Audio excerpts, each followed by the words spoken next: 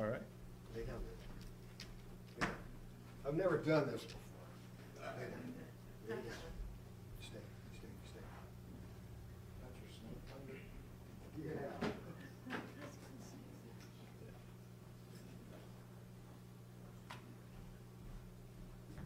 It was mentioned that I was one of the co-editors and authors of the Reptiles of Ohio and the Amphibians of Ohio books, and I brought these today.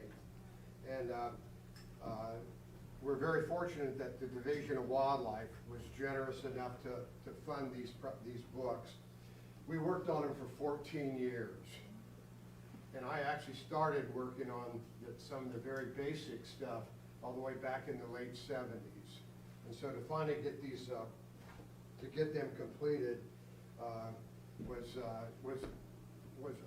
a welcome reward, especially to our wives, because the word book became a dirty word. And anyway, what I'm doing today, and I might mention that the last time that I was here in Salina, Grand Lake, I was doing a program at the state park.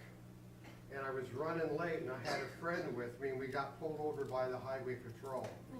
And he said, "What's the hurry?" And I said, "I've got a program at the state park, and I'm already late for it."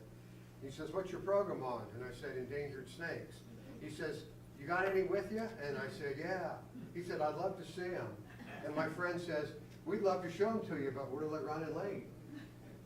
So he took the time and wrote, lay down, Ricky, lay down.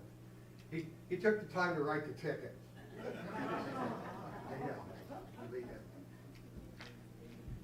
I was asked to do a workshop for the Division of Wildlife in a couple weeks. And when I was telling, they were asking me what's the latest types of things that you've been doing. And I mentioned working with the dog to identify rattlesnake dens. They said, "Is there any way you could bring your dog to your program?" It's a 2-hour program. And I thought, my dog is not going to lay there for 2 hours while I talk. And so when I got the call about this program, I thought, this is great. 20-minute presentation, he should be able to survive 20 minutes of me. So that's what we're doing with him today. When I finish with the snakes that I want to talk about,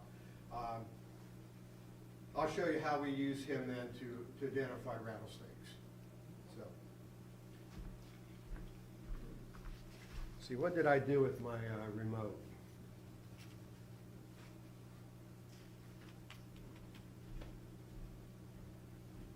Okay. Well, lay down. He sees that black duffel, and that means fun to him, because that means he's going to work on a snake project. Okay, what I did, river down, lay down, you stay, buddy. What I did was I went through our books and I identified any species of snake that's been documented in Auglaize or Mercer counties. And each one of the books, or I should say the books have a section on each species of snake, or reptile, turtle, lizards, and we have a range map that shows where they've been found. So I relied on these range maps then to come up with 6 species of snakes that you would expect to see here at the lake. And so I'd like to talk a little bit about all of those. First of all, I've been funded by the Division of Wildlife now every year since 1988. And so it's been snakes every year. And I'm under contract now until July of next year. I don't know what happens after that. We'll play it by ear. But I would definitely want to acknowledge the Division of Wildlife. The first species of snake that you might encounter here is a species that a lot of people, when they see this is as a kid growing up, this may be the first snake that they've ever seen, and that is it's an Eastern garter snake. You know, very common. the species of that snake is found all the way across the United States, then with different subspecies or different races. So they're very common, very, very, very common. If you grab one, and I remember doing this in Michigan with one of the first that I ever saw, I grabbed this snake, hold it up, and it smelled so bad I threw it down. And what had happened was that snake had musk on me. And all snakes have musk. They use it like a snake uses it, or like a skunk uses it. Some are worse than others. The garter snake is really bad. Okay. Timber rattlesnakes that I also work with aren't. In fact, it's kind of a good, I wouldn't say it's a good smell. Some of the people have told me they think it smells like Doritos. So I don't know about that. But it's got a stripe that goes down the middle of its back, and then it's got a stripe on each side. So it's got 3 stripes. And some of them are more heavily spotted, and then in some extreme cases, we've got all black ones. In fact, if you've been up along Lake Erie, Ottawa National Wildlife Refuge, McGee Marsh, any of those wildlife areas, it's very common to see black garter snakes there. And it probably has something to do with being black. They absorb heat faster in the springtime, so they can warm up more quickly. So those are some of the thoughts on why they're black. A second species of snake that you're most likely to see, and in fact the books say, I don't think our book says this, but all the other books I've ever read, one of the first things they'll say is this is a snake that is found in almost any woodlot in eastern United States. And they're a small species. The record length for a DeKay's brown snake is 20 3/4 inches. And when I say a record length, stop and think that okay, that's the largest that's ever been documented. The average is probably half that. So, we'll find DeKay's brown snakes, 10 inches long. And it's interesting that the largest litter size ever recorded from a brown snake was 41 babies. So even a 20 3/4 inch female given birth to 41 babies. That's just incredible. I don't know the story behind it. But a baby, when it's born, is about 2 inches long. If you handle them, you have to use an index card to slip it underneath and pick them up underneath an index card, just because they're so small and fragile. So it's a pretty cool little snake. One that's very common, and probably one of the most common ones you see here, is the northern water snake. And this is the one that people look at it, and by the way, can you guys hear me in the back? Yes. Okay. What was I saying? The most common snake that you're to see here. And oftentimes people look at this and call it a water moccasin or a cottonmouth. And our response to that is, we don't have water moccasins and cottonmouths in Ohio. What you think is one is probably going to be a northern water snake. They're large, they're nondescript, they're nasty, they have a terrible musk. When I've been trying to capture them and handle them and work with them, I've had them turn around and bite themselves and chew on themselves. And okay, whatever floats your boat. But a very, very nasty snake. Eventually they do calm down. I've had him in captivity for a couple of years, but all they do is eat and poop. So they're not a fun snake to have if you're into pet snakes.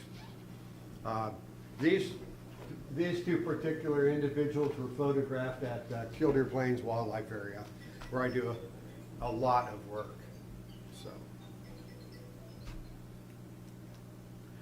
queen snake is another type of water snake. They specialize in eating freshly shed crayfish. They're sometimes called willow snakes because they like to hang on the willow branches at the edges of lakes, ponds, and rivers. And again, it's another one that's got really nasty musk. The average length for a queen snake is, or I'm sorry, the maximum length is 36¼ inches. Most are half that, so most are about 18 inches. They're kind of a neat little snake, and for some reason, we don't know why, but they've taken a major hit in the eastern United States. I grew up in Lima. I taught at Lima Shawnee for 4 years in the early 70s, and during that time period, I could go canoeing on the Auglaize River and see him every time. And you just don't see him like that anymore for some reason.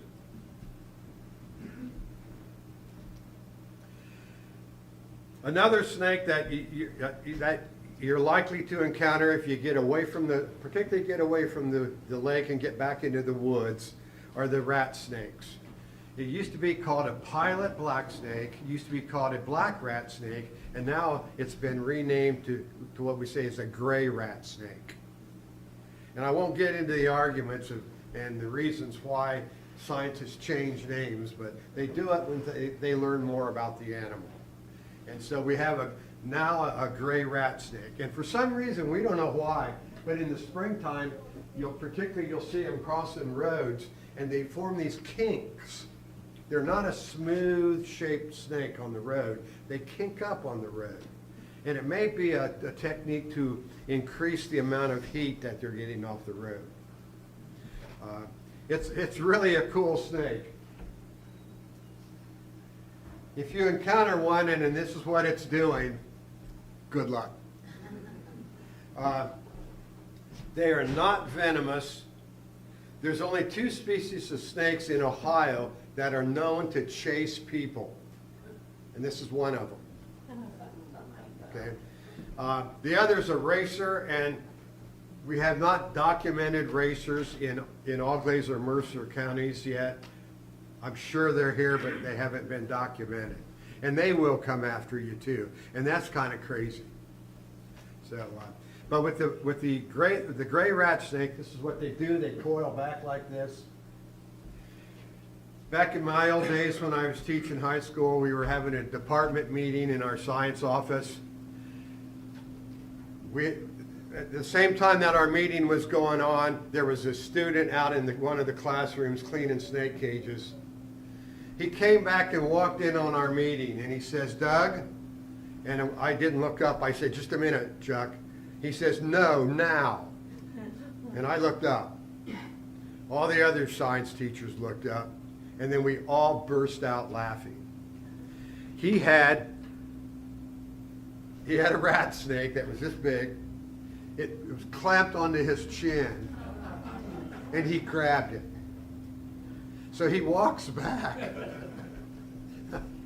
There was a little bit of bloodshed. But we all burst out laughing because it was funny. He was a neat kid. In fact, we called him Mother Nature's boy. But I then told him, I said, "Chuck, just let go of its neck. You know, it'll release its jaws." And he did that. So I had the pleasure of running into him a few years ago. He's an administrator at the Ohio Environmental Protection Agency. So that was kind of cool to see. Another story about the rat snakes. One of my favorite people is a guy named Dennis Case. He started our non-game program here in Ohio. He was the guy that crawled up the eagle nests and banded the eagles. And any of our non-game species, river otters, I mean, he was instrumental in doing a lot of work with those species in Ohio. And in fact, he called me up years ago and asked me to do a project. And since then we've become good friends. But a few years ago, I was having lunch at his cabin in southern Ohio, and he wanted me to see a rocky ledge that was up above his cabin because he thought it could be a snake den. So we hiked up to it, and on the way to it, we heard a noise, and we looked over, and there's a red-tailed hawk laying on the ground with a rat snake wrapped around it. when you grab a rat snake, the first thing they do is wrap around you. And it could be a little tricky to try to get one unwrapped and not be bit. And so we walked over and in fact, Dennis ran back down the hillside to get his camera. I had mine with me and I took pictures of this. After a few minutes, I'm taking a close-up picture and I noticed the tympanum on the eyelid flicked. And I said, Dennis, it's still alive. And he said, well, grab the hawk.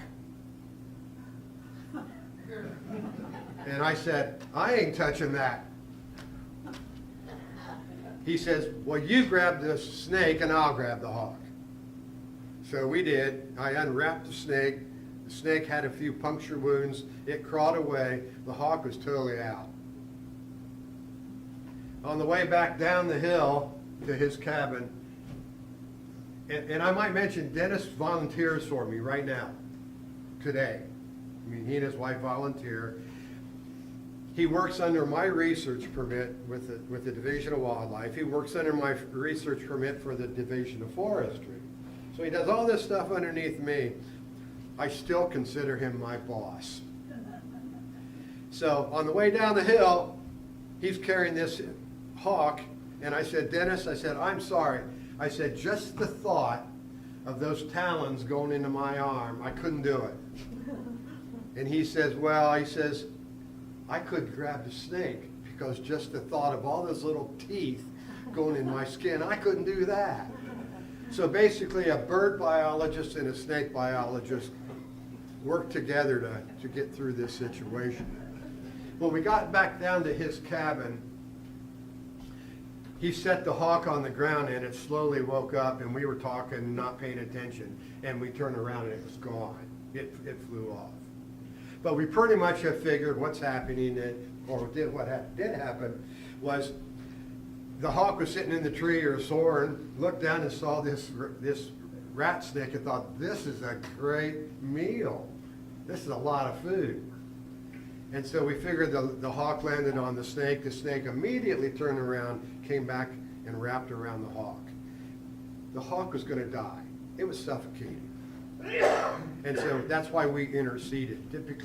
Typically we don't do stuff like that. But in this case we thought, well, you know, we should do something. One other story about the rat snake, when I taught Lyme at Shawnee for 4 years. And John Schmenk was a former student of mine. Okay. I took some students on weekends to a snake area in Hardin County. And one Monday morning after taking students on this trip on the weekend, I had a student come to me before classes started in the morning and he said, Mr. Wynn, he said, do snakes have 4 rows of teeth in the upper jaw? And I said, yeah. And he says, 2 in the lower? And I said, yeah. And he shows me his hand. And sometime over that weekend, I didn't remember it, the snake bit him. And he had 4 perfect rows of puncture wounds on the top of his hand and 2 on the underside. And I thought, God, that's cool. We didn't have cell phones back then. I didn't have a camera with me, but I would like to have had a picture of that because it was really pretty cool. So.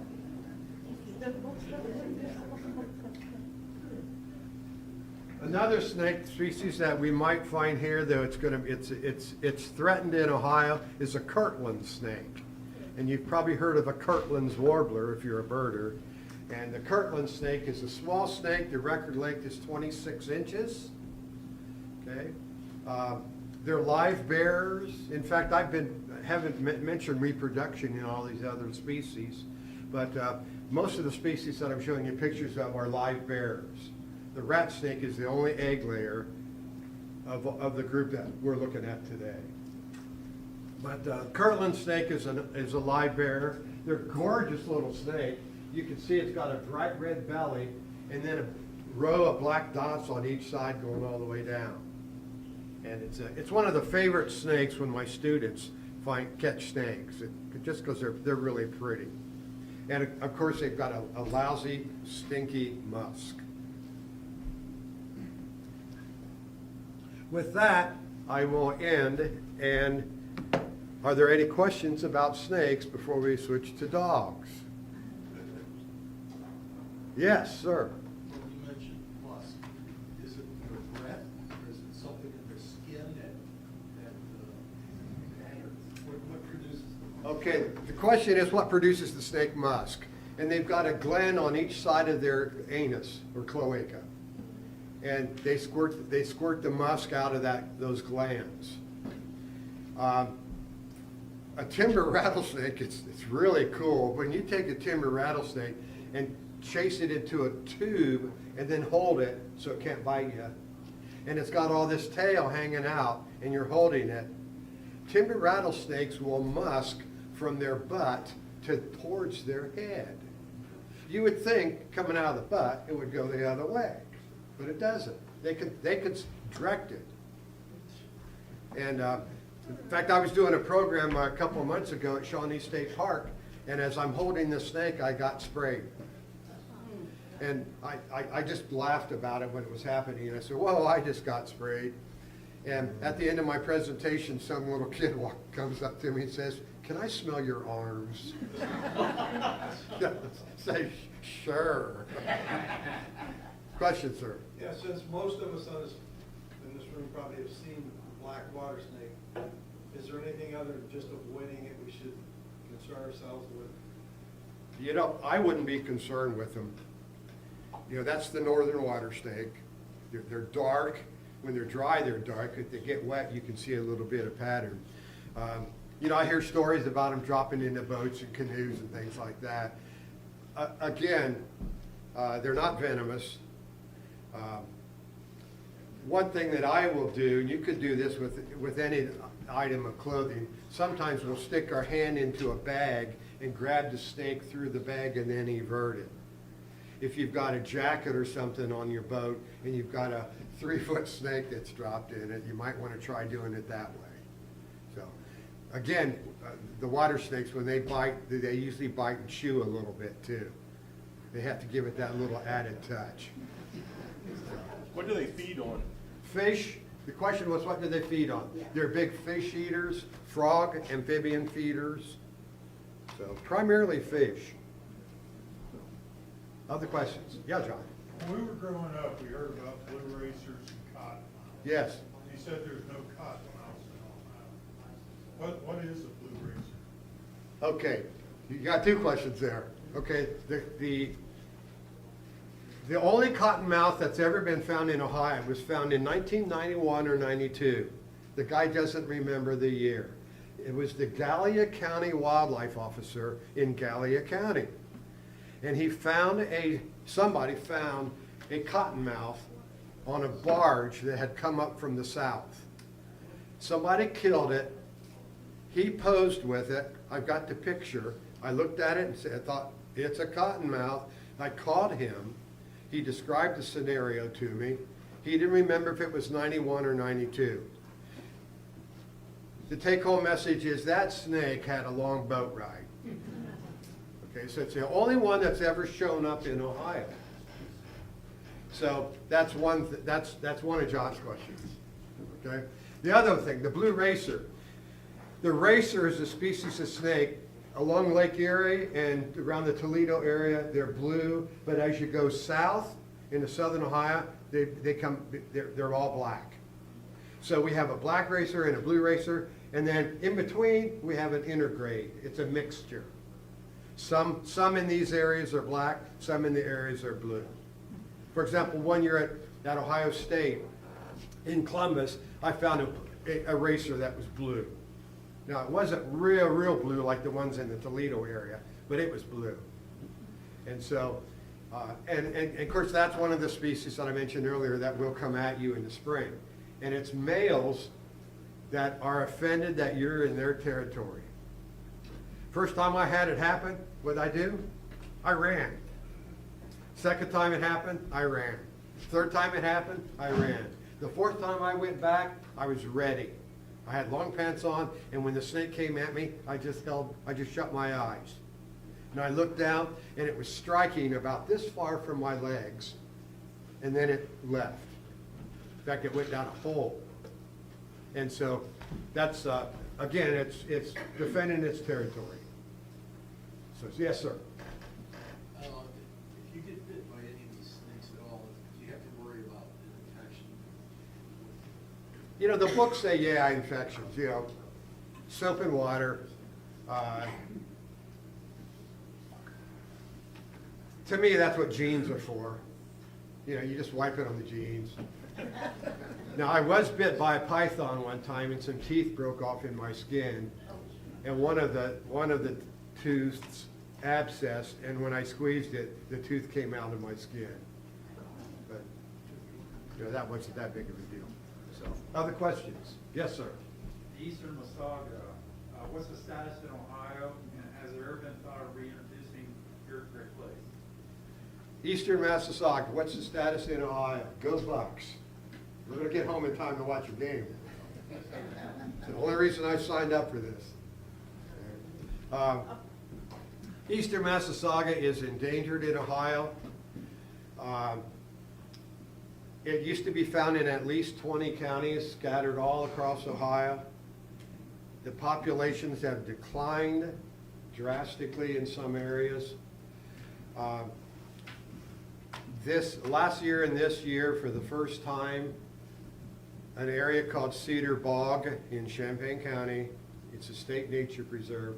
They used to have Massasaugas, and then they lost them for 4 or 5 years. This year, the Division of Wildlife, working with private individuals, collected 3 pregnant females, took them to Cedar Bog the day before they gave birth. So this is the first time that the Division of Wildlife has ever released a rattlesnake on a property. We were all for it. I mean, we all used to go to Cedar Bog and see the rattlesnakes. And, you know, when we saw the decline. And what happens is, when an area grows up, Massasaugas like open, grassy, sunny areas. A little bit of shrubs. But when it grows up and you get a thick canopy, you lose your snakes. And there's a number of areas in Ohio that we've lost Massasaugas because we allowed them to grow up. I work with Massasaugas. I found 2, what is today, Saturday? Yesterday. I found 2 yesterday. One was I found 3 actually. One was I haven't sexed it yet, a snake about that long. It's in my lab. The other one was a newborn, which is only this long. The third one that I saw, I had found it a week earlier, and it looked like it was getting ready to give birth, and I think she's plugged up. She's just not. I'm going to see what happens here when I go on Monday. I don't know. We may capture her. I don't know of a vet that would be willing to work with the rattlesnake. Anyway, that's the status of the Massasauga. I get about 100 every year. So that's one of my most popular, one that I work with. Timber rattlesnakes, which I also work with, I get about 5 to 10 every year. So my job is when somebody gets a rattlesnake in their yard, like in southern Ohio, they'll call the wildlife officer will call me, and then I go there and deal with it. So that's one of my jobs. So, another, yeah, Hen. Was there any past history that they were here, this Great Lake area? Grand Lake? I'm not aware of any. Now, I wouldn't be surprised though if they weren't. There's a guy named Tom Beauvais from Michigan who has gone through computerized records of death sentences or death records, and hospital records, newspaper articles, and he's basically determined that we had rattlesnakes in almost every county in Ohio in the 1800s. So, Yes, question. I worked as a ranger for Montgomery County, and at Huffman Reserve, which backs up to the Wright-Patterson Air Force Base. They turned during World War II, they turned loose the Sandwas in the area around Wright. Right, I'm very familiar with that. The gentleman mentioned that Huffman Dam area near Wright-Pat Air Force Base in Montgomery County had rattlesnakes released there. In fact, they were there probably even originally. I got a call it's been 15 years ago now. They got me cleared for the clearance to go on the Wright-Pat, and I went there with some biologists. And basically the question they had is, what happened to our rattlesnakes? Okay. Got an answer. So what's your answer? They turned pigs loose. That's what, I walked the area and I asked them, I said, did they ever have hogs here? And they checked with the historian for Wright-Pat, he said yes. And the hogs will eat the rattlesnakes, so yeah, that's nice to have somebody corroborate what I thought. Well, we used to, every now and then, we'd find one out there, I know that. But not so much anymore, but I was back, I'm an old man. Sure, back then we were raised to kill snakes. I was a ranger back in in the 80s for many parts. Cool. Other questions? Okay, River's turn. He's been very patient. I've got an electronic collar on him. Some people call it a shock collar. It vibrates. So if he starts to do something and he ignores me, I can just vibrate his collar and he'll look at me and, he knows he's not doing something wrong. I contacted the state 16 years ago and I said, could I have permission to train a dog, to take a dog on the wildlife areas and to find snakes? And they gave me a permit. They did not date it. So for 16 years, I've been carrying that permit. Finally, last year, I contacted the Division of Wildlife, their chief dog trainer. I said, hey, do you think it'd be possible to train a dog to identify if there's a rattlesnake in a den? And Chris Gilkey said, yes, let's try it. There were a number of things we were faced with. He's a 4-year-old dog. Can you teach an old dog new tricks? He's a hunting dog. He's got certain behaviors that he does because he's been trained to hunt.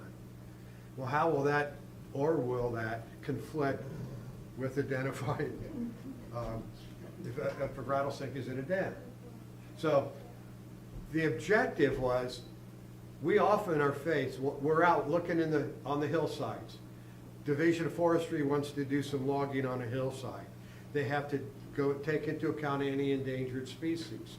We find certain areas of hillsides where we think, this looks like it could be a den. To confirm it, you're going to have to put cameras on it, go there a lot in the spring and try to catch them when they're coming back out. Trail cams, it's a huge, huge undertaking to try to get something like that confirmed. So what we thought we came up with was, what if we train him when he smells, take him to a den in the wintertime, like not now, snakes are out right now, we don't want him bit, so we wait till the wintertime when we've had freezing nights and freezing days. We take him to what we think may be a den. If he smells a rattlesnake in it, he'll turn around, sit down and look at me, and he'll want his reward. So that's the procedure that we have used. We started doing it inside in buildings. We took him to dens last winter twice. He performed. We're going to give it a shot today. I don't know if he's never done this with a crowd of people watching. So, and I don't know if that some of you heard him when he was laying down over there by John, or even laying down here a minute ago. He groaned. It's like, Doug, get this over with. So anyway, what we're going to do is, if somebody could volunteer to take him out of sight on a leash. Somebody volunteer to do that? Sir, thank you. Come here, Ruby. Here's your new master, buddy. Just tell him whatever you need. Where would you like me to take it? Just as long as he can't see Okay. me. Okay.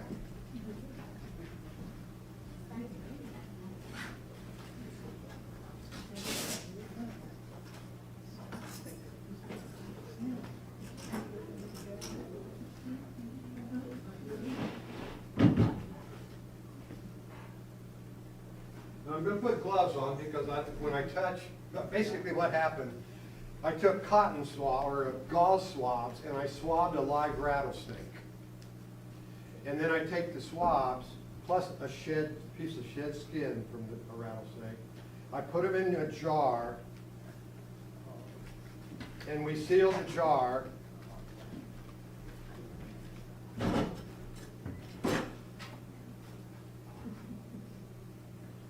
And then I had this out 2 days ago. This has got rattlesnake scent on it. And so what we'll do here, John volunteered his hat. And the reason I'm wearing gloves, I don't want to put my scent on the jar. Okay, so we'll do this.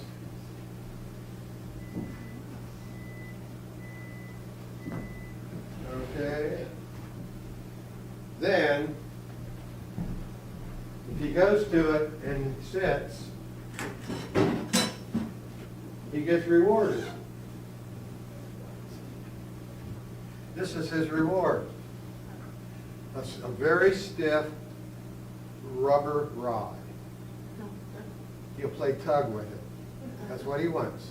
And that's, the Division of Wildlife has trained their dogs to detect illegal drugs, body parts of game animals in case somebody's been poaching. And these dogs do it because they want to play tug. Okay. Now, again, I don't know what he'll do. This is, you may want to just come say hi to everybody. If you could take his lead off. Seek it. Seek it. Seek it. Seek it.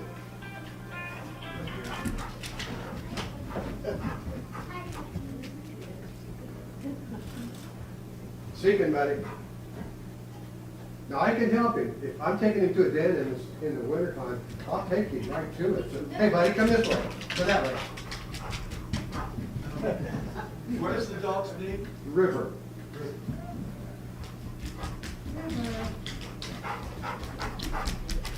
I don't want him to see his reward yet.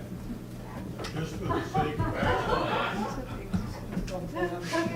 By the way, the first time we did this at the District 4 Wildlife Headquarters, he was jumping on boxes and knocking stuff over. River, this way. River, this way. Go that way. At least a lot will know that they're clear of rattlesnakes. Just a question, could he be smelling the box itself, the ammo can? Yes, he could, and he hasn't gone there yet. That way, River. That way. Seek it. Seek it, buddy. Sit. Sit. All right, I don't know if you saw it, he went right up to the hat and smelled it, turned around and ran up to me. So he's telling me that it's there. So he identified it in the proper way. I would rather have him sit farther back, but we're still working on that training. So look at him, look at it, he wants his reward.